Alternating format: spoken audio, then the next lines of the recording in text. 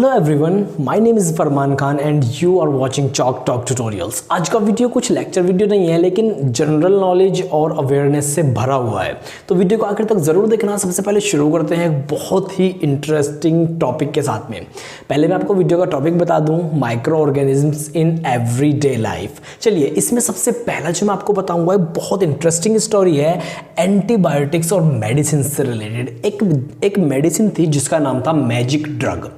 जब इसकी डिस्कवरी हुई थी तो कोई साइंटिस्ट इसके ऊपर ये सोच के वर्क नहीं कर रहा था कि मुझे कोई ऐसी मेडिसिन बनानी है। वो कम्प्लीटली सेरेंडिपिटी थी, मतलब अचानक थी, सोच समझ के कुछ नहीं किया गया था। हुआ ऐसा था, एक साइंटिस्ट जिनका नाम था अलेक्जेंडर फ्लेमिंग, वो अपनी लेबोरेटरी में वर्क कर रहे थे एक बैक्टीरिया और एक फंजाई के ऊपर। हुआ उनमें कुछ ऐसा कि फंजाई के जो कुछ स्पोर्स होते हैं, बहुत छोटे छोटे दानेदार, एक कह सकते हैं एग, वो उड़े और बैक्टीरिया की प्लेट में जाकर सेटल हो गए। उसने बैक्टीरिया को मार दिया, उनके बैक्टीरिया मर गए। उन्होंने दोबारा ग्रो किया, दोबारा इसी तरह से उनके बैक्टीरिया मर गए। तो उन्होंने नोटिस किया कि यहाँ पर इस फंजाई के अंदर कुछ तो ऐसा है जो बैक्टीरिया को मार सकता है। वो रिसर्च किसी और टॉपिक पे कर रहे थे, टॉपिक उन्हें कोई दूसरा मिल गया और इस तरह से उन्होंने उस फंजाई से एक मेडिसिन तैयार की जिसका नाम उन्होंने रखा पेनिसिलिन, जिसे मैजिक ड्रग भी कहा जाता है। उसकी बैक्टीरिया के अगेंस्ट इतनी ज़्यादा पावर थी कि उसने उस टाइम पर वर्ल्ड का जो डेथ रेट था वो पूरा घटा दिया और पॉपुलेशन बहुत ज़्यादा बढ़ गई। यानी कि डेथ रेट कम हो गया, लोग कम मरने लगे बैक्टीरियल इन्फेक्शन की वजह से। धीरे धीरे जब ज़्यादा लोगों ने एंटीबायोटिक्स ली तो बैक्टीरिया के अंदर इसका डर ही ख़त्म हो गया एकदम। तो मतलब कहते हैं रेजिस्टेंट आ गया। अब एंटीबायोटिक्स इसीलिए कम खानी चाहिए ताकि बैक्टीरिया जो अगर हमारे अंदर कोई इन्फेक्शन होता है तो उसके अगेंस्ट एंटीबायोटिक के अगेंस्ट रेजिस्टेंट ना क्रिएट करे। इसके रिगार्डिंग अगर आपके मन में कोई सवाल है या कोई आप कुछ और इंटरेस्टिंग जानते हैं तो कमेंट करके ज़रूर बताना। चलिए शुरू करते हैं। एवरीडे लाइफ में मिल्क, क्या आपने कभी सोचा है अगर आप बायोलॉजी स्टूडेंट नहीं हैं तो मिल्क से कर्ड कैसे बनता है? ये बहुत इंपॉर्टेंट प्रोसेस है जिसमें एक बैक्टीरिया जिसका नाम है लैक्टोबैसिलस, ये इसमें बहुत इंपॉर्टेंट रोल प्ले करता है। अगर आप कर्ड को माइक्रोस्कोप के नीचे देख लें तो आपका मन खराब हो जाएगा, आप कर्ड को शायद ना ही खा पाएँ क्योंकि उसमें बहुत ज़्यादा अमाउंट में बैक्टीरिया मौजूद होते हैं, लेकिन ये हार्मफुल नहीं होते। Next is wine production, baking या पिकलिंग, मतलब अचार डालना।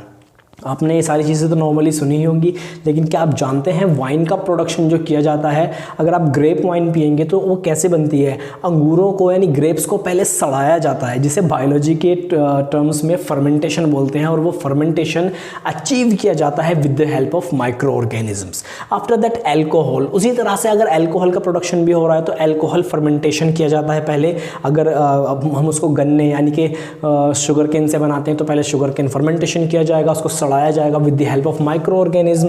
और यहाँ पर एक माइक्रोब यूज़ किया जाता है बेसिकली जिसका नाम है यीस्ट।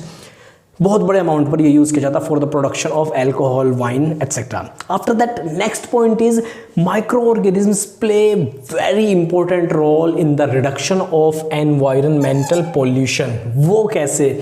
देखिए, अगर कोई जानवर है, मर गया बेचारा, रोड साइड पर पड़ा हुआ है, वो कुछ दिन में सड़ेगा, उसमें से बदबू आएगी और कुछ दिन बाद वो मिट्टी में मिल जाएगा। तो सड़ने तक तो मतलब वो बहुत अजीब लगता है, उसमें से फाउल स्मेल्स आते हैं, गंदी बदबू आती है, लेकिन कुछ दिन बाद वो मिट्टी में मिल गया। ये सब कुछ किया जाता है माइक्रो ऑर्गेनिज्म के द्वारा। माइक्रो ऑर्गेनिज्म उसको सड़ा के, गला के, खा के ख़त्म कर देते हैं। इन माइक्रो ऑर्गेनिजम्स को कहा जाता है डिकम्पोजर्स। तो ये एक बहुत इंपॉर्टेंट रोल प्ले करते हैं एनवायरनमेंट में भी। एंटीबायोटिक्स का मैंने बता दिया, और अगर आपको कोई और इम्पोर्टेंट फैक्ट मालूम हो माइक्रो ऑर्गेनिज्म से रिलेटेड हमारी डेली लाइफ में तो कमेंट करके ज़रूर बताना। नेक्स्ट वीडियो में मैं उसके ऊपर वीडियो बनाऊंगा और आपका नाम भी मेंशन करूंगा कि आपने ये फैक्ट बताया था। चलिए अभी नेक्स्ट बताता हूँ आपको micro organisms in human body.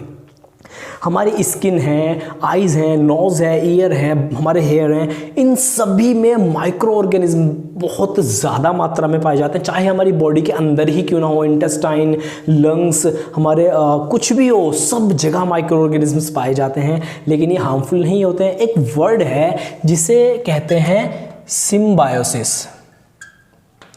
Symbiosis. Symbiosis का मतलब है एक तरह की म्यूचुअल रिलेशनशिप। मतलब हम बैक्टीरिया को रहने के लिए जगह दे रहे हैं हमारी स्किन के ऊपर, हमारी बॉडी के अंदर, बदले में वो हमें विटामिन दे रहे हैं, विटामिन बी सिक्रेट करते हैं बहुत सारे माइक्रो ऑर्गेनिज्म्स जो हमारे इंटेस्टाइन में होते हैं, बदले में वो विटामिन दे रहे हैं, कुछ एंजाइम दे रहे हैं, डाइजेशन में हेल्प कर रहे हैं। तो एक सिम्बायोसिस रिलेशनशिप में माइक्रो ऑर्गेनिज्म्स और हम रहते हैं। हमारी बॉडी के ऊपर मिलियंस ऑफ माइक्रो ऑर्गेनिज्म्स रहते हैं, बॉडी के अंदर भी रहते हैं। किसी एक का नाम बताइए जो ह्यूमन इंटेस्टाइन में पाया जाता है, नहीं तो वीडियो के लास्ट में मैं अभी आपको बता दूंगा बोर्ड के ऊपर लिख के। चलिए अभी बात करते हैं वैक्सीन। वैक्सीन देखिए, कई वैक्सीन ज़्यादातर तो वायरसेस से प्रोड्यूस की जाती हैं। एक बहुत इंपॉर्टेंट चीज़ ये है, वायरसेस को हम माइक्रो ऑर्गेनिज्म्स में पढ़ते तो हैं, लेकिन एक्चुअल में वो लिविंग नहीं होते हैं और होते भी हैं। ये थोड़ा कंफ्यूजिंग है। कहने का ये मतलब है कि जब तक वो बॉडी के बाहर हैं तो वो as a non living act करते हैं, लेकिन जब वो ह्यूमन बॉडी के या एनिमल बॉडी के अंदर चले जाते हैं फिर वो एज अ लिविंग एक्ट करते हैं। तो मतलब कोई पूछे वायरसेस आर लिविंग और वायरसेस आर लिविंग मतलब क्या ये जीवित हैं, तो वो आप क्या बोलेंगे, well actually yes but no. Okay, कोई बात नहीं। तो बहुत सारी वैक्सीन्स हैं जो वायरसेस से बनाई जाती हैं, कुछ एक बैक्टीरिया से भी बनाई जाती हैं, और ये बहुत इंपॉर्टेंट रोल प्ले करते हैं micro organisms in the production of medicine and vaccines. Last है एज अ फूड। मतलब माइक्रो ऑर्गेनिजम्स को अभी तो हमने देखा था फूड बनाने में हेल्प कर रहे थे, लेकिन क्या हम माइक्रो ऑर्गेनिजम्स को एज अ फूड कंज्यूम कर सकते हैं? यस। वो कैसे? देखिए, एक बहुत इंपॉर्टेंट जिसको हम कहते हैं सुपर फूड भी कहा जाता है।